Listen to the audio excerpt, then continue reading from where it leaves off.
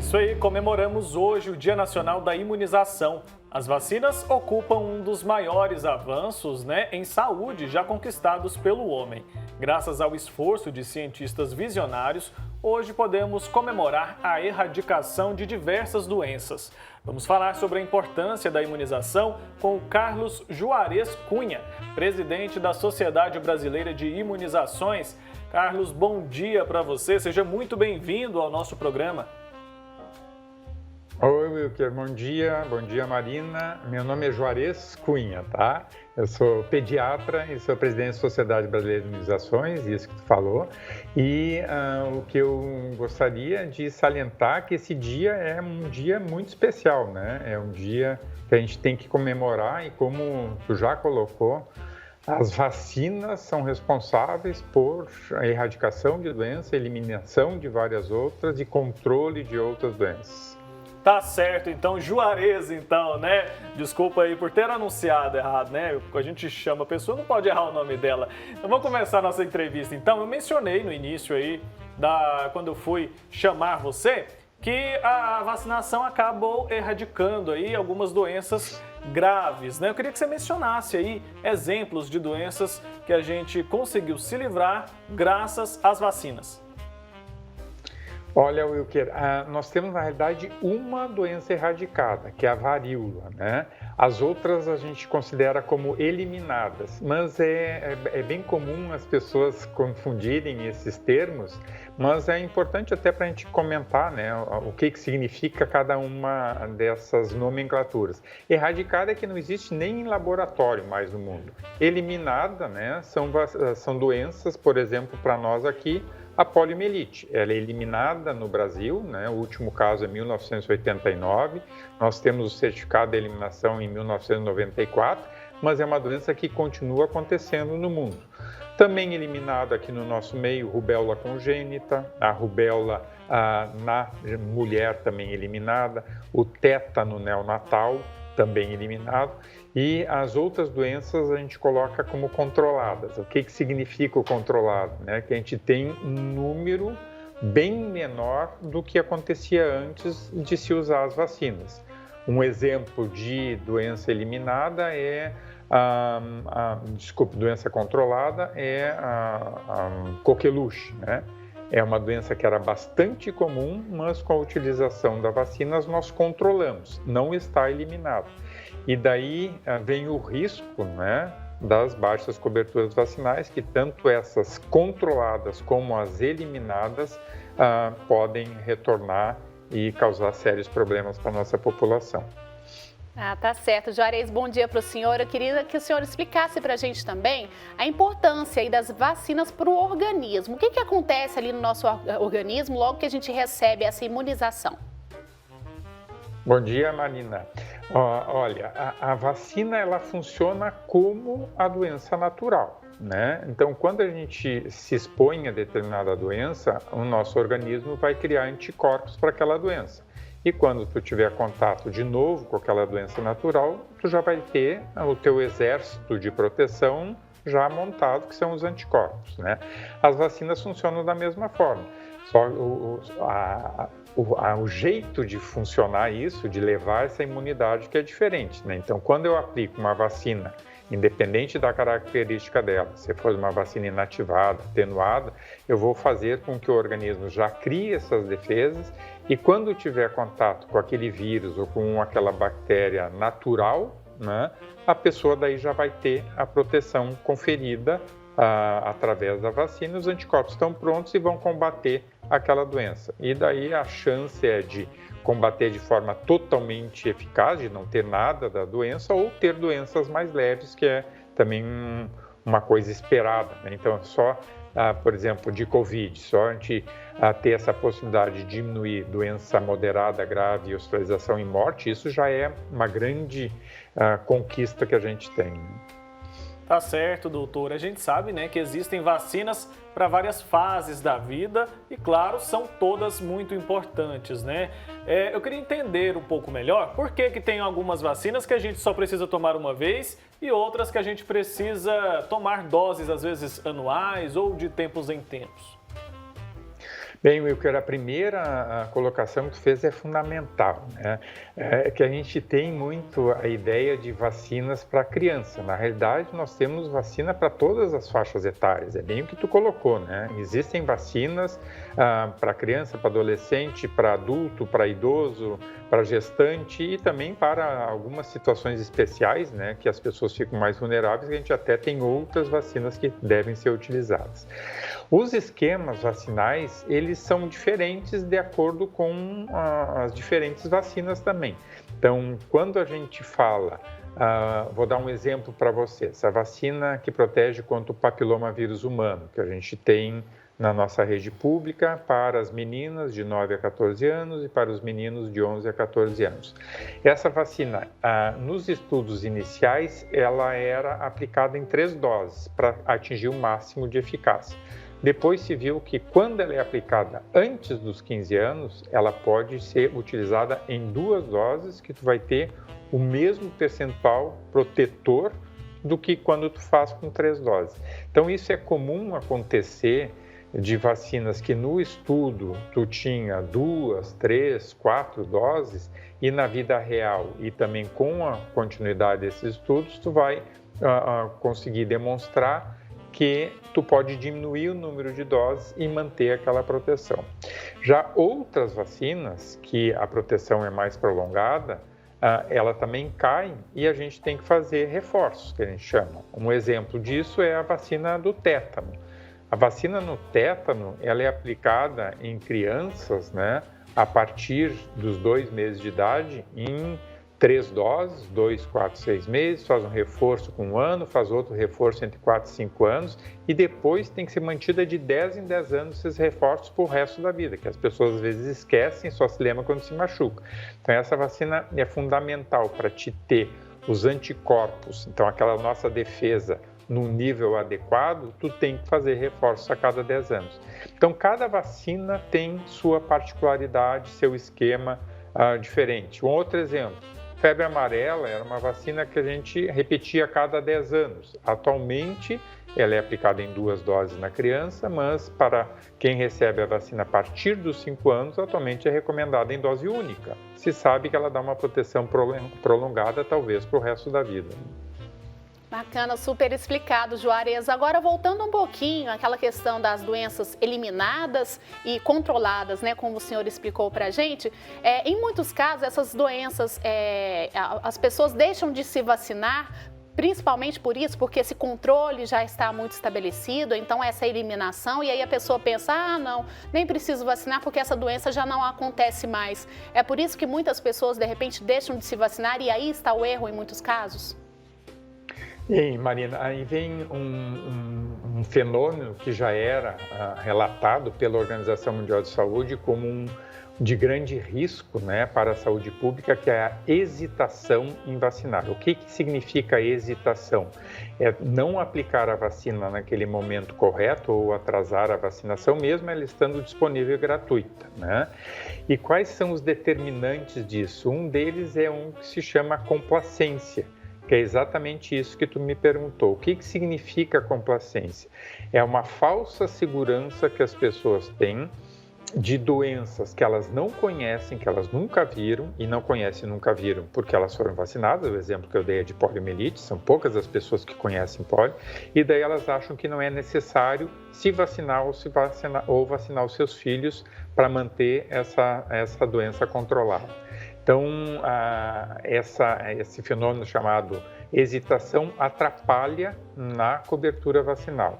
E isso, com certeza, tem diminuído muito essas coberturas e o risco que isso leva é exatamente o retorno do sarampo, que eu não tinha colocado antes, mas já falo agora aqui para ti. Nós tivemos o certificado de eliminação do sarampo no Brasil em 2016.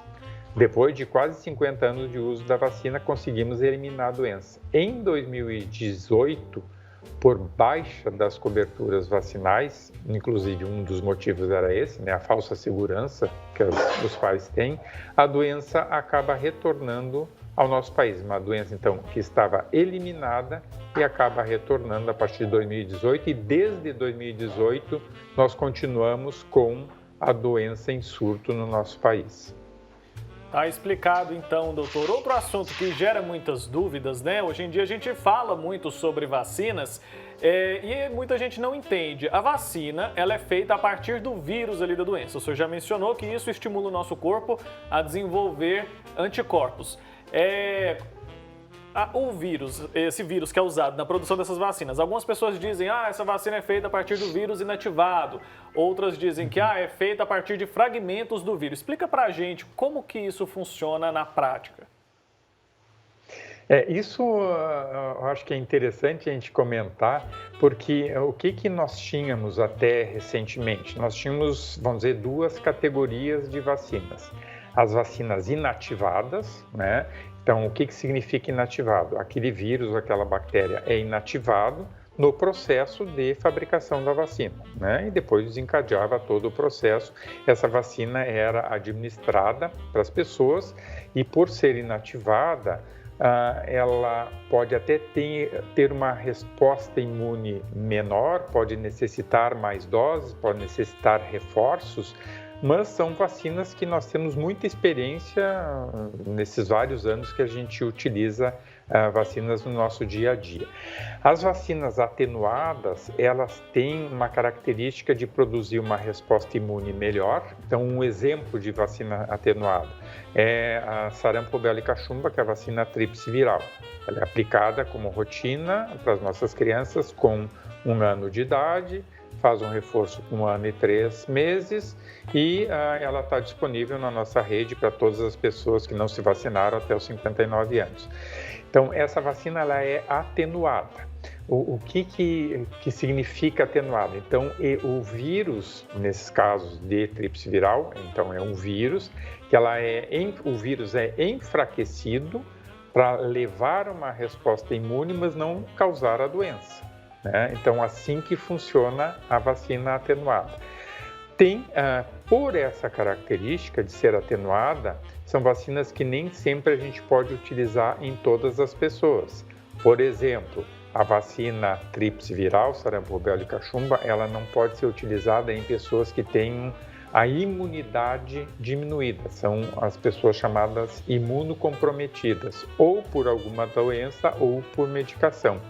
E daí vem eu acho que outra definição importante quando a gente fala em imunidade coletiva, proteção coletiva, que quando eu quero atingir 95% de cobertura vacinal nas crianças em relação à vacina tríplice viral, que é sarampo, rubéola e cachumba, eu já estou pensando inclusive naquelas pessoas e naquelas crianças que não podem receber a vacina.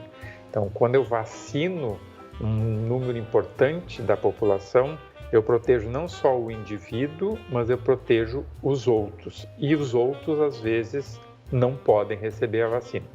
Que nem para a Covid agora. A Covid, as vacinas no Brasil são licenciadas a partir dos 18 anos.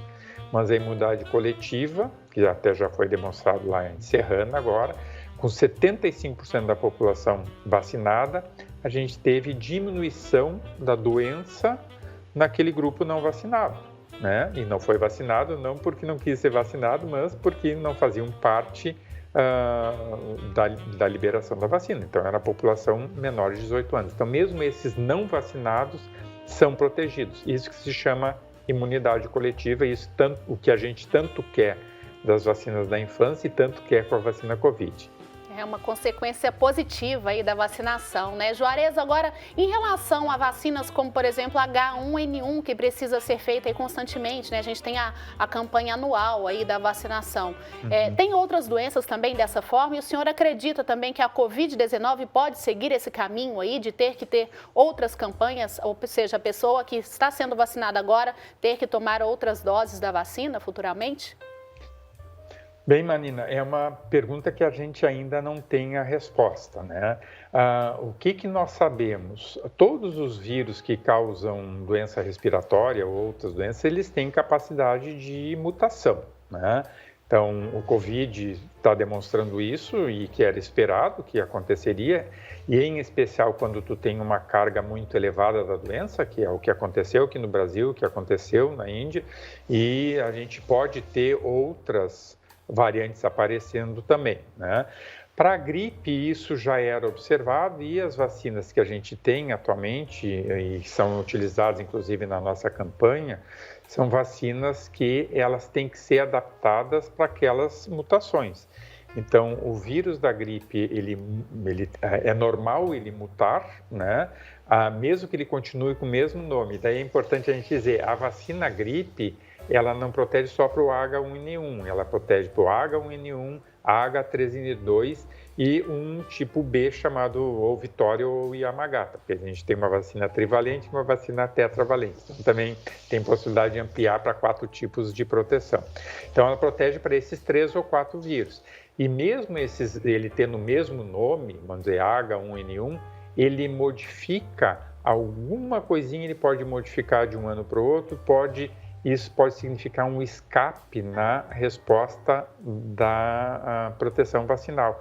Por isso que a vacina ela tem que ser atualizada anualmente de acordo com os vírus que estão circulando e de acordo com as mutações.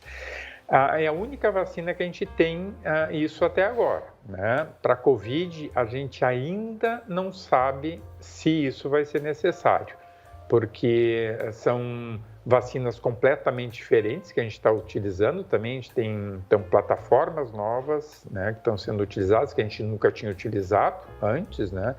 E o tempo de proteção, ou até como essa proteção vai se comportar em relação às variantes que já apareceram ou outras variantes que venham a acontecer, só o tempo vai nos dizer, né? O que se sabe até agora, né, é que todas as vacinas que nós temos para a Covid, independente da marca, independente da origem, elas têm sido efetivas para as variantes. Tem uma queda na proteção? Tem, né, para todas elas, mas elas se mostram efetivas. Tá certo, doutor. E agora outro assunto que também está em alta, né? Muita gente comentando sobre os efeitos colaterais da vacina. Parece que agora, com a vacina do coronavírus, né, o pessoal começou a falar mais sobre isso. É comum haver efeitos colaterais não só na vacina contra a Covid, mas também em outras vacinas? Bem, Wilker, só para dizer, nós temos 47 produtos disponibilizados no nosso Programa Nacional de Imunizações, né, de vacinas, imunoglobulinas e soros, né? Então, a vigilância de eventos adversos sempre aconteceu e continua acontecendo. Então, não só com vacinas, como com medicamentos, isso faz parte, né, que a gente chama de fase 4, que é quando tu utiliza esses produtos em larga escala, tu tem que fazer a vigilância de eventos adversos. Se justifica ainda muito mais com as vacinas Covid, porque são vacinas que a gente não tinha experiência ainda, então vai ser fundamental a gente acompanhar os eventos adversos. E sim, é esperado que vacinas causem eventos adversos. A maioria das pessoas não terão eventos ou terão eventos leves a moderados. Isso para qualquer vacina. Então, o que é esperado? Por exemplo, vacina da gripe. É dor local, ficar inchado, vermelho, braço dolorido, eventualmente febre, primeiro e segundo dia. Isso pode acontecer. O que é esperado com as vacinas Covid? A mesma coisa. Então, dor local, ficar inchado, vermelho, a aplicação onde foi aplicado no braço. As pessoas têm se queixado bastante de dor no corpo, de dor de cabeça, de febre com duração de 1 a 2 dias. Todos esses quadros, eles são autolimitados, né? Então, são quadros leves a moderados que, em geral, não passam disso, né? E tu vai usar uma medicação para dor ou para febre de acordo com a necessidade. Eventos adversos graves acontecem? Sim, podem acontecer. São raríssimos? Sim, são raríssimos, mas podem acontecer. Por isso que é importante, quando a pessoa apresentar qualquer evento adverso, ela procure o local onde foi administrada a vacina, que nós temos todo um sistema já definido para essa vigilância. Então, o município vai receber aquela notificação, vai avaliar aquele evento adverso, vai ver se ele tem relação ou só temporal com a vacina ou causal, se a vacina causou aquele evento adverso. Isso é avaliado por um comitê estadual e também por um comitê nacional do Programa Nacional de Imunizações, quando tu tem algum evento que possa ser mais grave. E, a partir do momento dessa avaliação, se define também se teve mesmo relação com a vacina, né? E também, por exemplo, se contraindica a dose posterior. Né? Por exemplo, esses eventos tromboembólicos que têm sido relatados, inclusive a gente teve no Brasil, infelizmente, um caso com óbito. Esses eventos, se a pessoa apresentar um fenômeno tromboembólico, ela contraindica a segunda dose daquele mesmo produtor. Né? Então, por isso que é importante notificar, é importante esse evento adverso ser avaliado por um comitê de especialistas. Isso existe em todos os estados e em todo o país. Certo, e é bom também a gente enfatizar, como o senhor disse, que são casos raríssimos, né? Então, para que a gente não desestimule, é claro, a população a procurarem pela vacina. Juarez, agora, é verdade que a vacina da H1N1, ela tem alguma proteção contra a Covid-19 ou não? Isso é mito? Até que ponto isso pode ter até aumentado a procura pela vacina H1N1? Olha, Marina, até a gente gostaria que essa informação fosse uma informação que estimulasse mais a campanha de gripe, porque, infelizmente, os nossos números estão muito baixos, né? Então, esse já é um recado. Nós temos a vacina disponível aí para 80 milhões de pessoas, né, de várias situações, né, ou por risco ou por situação profissional. Então, procurem se vacinar. Nós temos as crianças, temos as gestantes que são de risco e está muito baixa essa cobertura vacinal. Esse dado é um dado inclusive, tem vários trabalhos do mundo, inclusive um brasileiro, mostrando que as pessoas que se vacinaram para a gripe, sim, podem ter um quadro mais leve de Covid, né? É claro que se discute muito, porque, em geral, as pessoas que se cuidam e se vacinam, então tem o viés que a gente chama na análise desses artigos, é que, em geral, essas pessoas são pessoas que elas fazem o que é recomendado pela ciência, né? Então, elas fazem as medidas de proteção, elas usam máscaras, elas se vacinam. Então, ela pode ser uma população que talvez não tenha, por esse motivo, tanta exposição como outras pessoas que não se vacinem ou não façam no seu dia a dia aquilo que a gente recomenda como fundamental das medidas não farmacológicas, que é o uso de máscara, lavagem de mãos, distanciamento social e evitar aglomeração. Então, esse é um viés do estudo, mas tomara que a gente tenha esse efeito colateral, né, da vacina, que isso também tem sido relatado não só para a vacina tríplice viral, mas também para a vacina BCG, para a vacina pneumocócica e para a vacina da gripe. Então, são várias outras vacinas que a gente coloca como uma resposta imune inespecífica. Ela, além de proteger, por exemplo, a da gripe, ela protege para a gripe, né? Mas ela pode proteger para outros vírus, que seria a Covid. A vacina BCG, que é da tuberculose, que é feita de rotina, né, nos nenês, né, ao nascer, então, protege para a tuberculose, mas ela poderia proteger para outros vírus. Então, isso tem essa notícia boa de que estimula que a gente tem as outras vacinas em dia. Então, são vacinas, como eu coloquei antes, estão aí disponíveis na nossa rede e todas elas, não é só a gripe que a gente está com baixa cobertura, né? As vacinas da infância, que em 2019 a gente achava ruim, 80%, 85% de cobertura, atualmente a gente está com 60%, 70%. Né? Então, o que significa isso? Significa que eu tenho um percentual muito grande de crianças desprotegidas para doenças que têm uma tendência todas de aumentar a partir do momento que as pessoas começam a ter mais mobilidade e retorno às escolas, né? Então, esse é outro receio que a gente tem. Com o retorno das atividades mais a pleno, com o retorno à atividade escolar, né, doenças que ficaram calmas, vamos dizer assim, durante esse certo confinamento que foi feito, elas vão voltar e vão pegar uma população desprotegida e vulnerável para doenças. Então ainda falta, doutor, um pouco de conscientização por parte das pessoas a respeito da importância, né? O senhor atribui isso a quê? É realmente somente ali pela falta de contato, né, de conhecimento das pessoas a respeito dessas doenças? Olha, porque nós temos vários outros determinantes que eu acabei falando só na complacência, né? Que é aquilo da falsa segurança de que doenças que tu não conhece, tu não precisa vacinar. Mas dentro desses determinantes, a gente tem, por exemplo, a confiança. A confiança na vacina, na sua segurança, na sua eficácia é fundamental. Só que eu preciso ter a confiança não só no produto, eu preciso ter a confiança inclusive nos recados que são passados. Então, isso tem que ser transmitido da mesma forma pelos governantes, pelas instituições, pelos profissionais da saúde.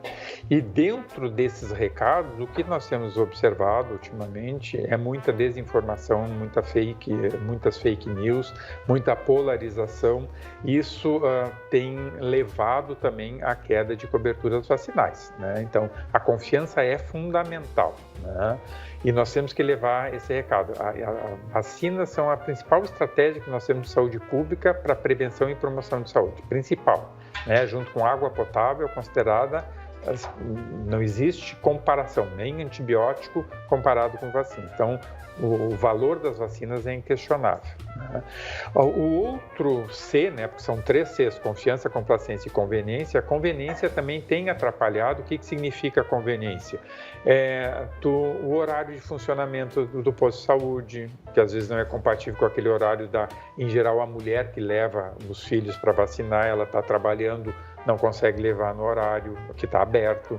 Então, é fundamental a gente ampliar horários de atendimento dos postos, também ampliar a possibilidade de utilização dos finais de semana, que tem acontecido com as campanhas de Covid e gripe, mas isso deveria também ser pensado para as outras, né? E junto com a conveniência às vezes, nós temos falta de vacina, o conhecimento dos profissionais. O nosso calendário é maravilhoso, ele é o calendário gratuito mais completo do mundo, mas ao mesmo tempo ele é muito complexo. Então, nós temos que capacitar os nossos profissionais para responder de forma adequada sobre a doença, sobre aquela vacina, como é que ela funciona, como é que ela protege, os eventos adversos que podem acontecer. Na falta daquela vacina, como que tu organiza para depois recuperar o atraso. Nós temos várias definições, várias regras que podem ser utilizadas no atraso, então intervalos mínimos, o uso de várias vacinas no mesmo momento, então, e o próprio estímulo, né, de vacinação em dia mesmo na pandemia. Nós temos uma campanha junto com o Unicef e com a Sociedade Brasileira de Pediatria, que está disponível no nosso site, convido todos para acessar, com orientações, tanto para o gestor como para a população, de tentar colocar essas vacinas em atraso em dia para exatamente diminuir o risco que essa população está correndo, em especial, como eu falei antes, com o retorno de atividades e retorno às escolas, esse risco vai ser muito grande. E se a gente já tem a nossa estrutura de saúde em alguns lugares ainda colapsada pela Covid, imagina se a gente tiver surto de outras doenças que podem ser evitadas por uma vacina gratuita, disponível e que só falta ser aplicada. É verdade. Fico alerta, então, doutor Juarez Cunha, quero agradecer muito, viu? Obrigada pela entrevista, pelos esclarecimentos nesse dia aí. Espero que a gente tenha colaborado um pouquinho, né, para essa conscientização aí da sociedade. Muito obrigada ao senhor. Eu que agradeço o convite, foi um prazer ter estado aqui com vocês, no Aqui em Casa, né, da TV Pai Eterno, e foi muito bom ter tido essa conversa com vocês. Espero que a gente tenha contribuído aí com o pessoal que está nos assistindo para tirar as dúvidas. Um abraço para todos. Abraço, doutor, até uma próxima oportunidade então, né, gente? Importante demais a gente salientar aqui o quanto é fundamental a gente se vacinar, né? Apesar dos efeitos colaterais que muita gente tem comentado, Marina, nunca esses efeitos colaterais extrapolam ali a importância da vacinação, os benefícios que a vacina representa para todos nós. Então tá feito o alerta, você aí procure sempre manter as suas vacinas em dias.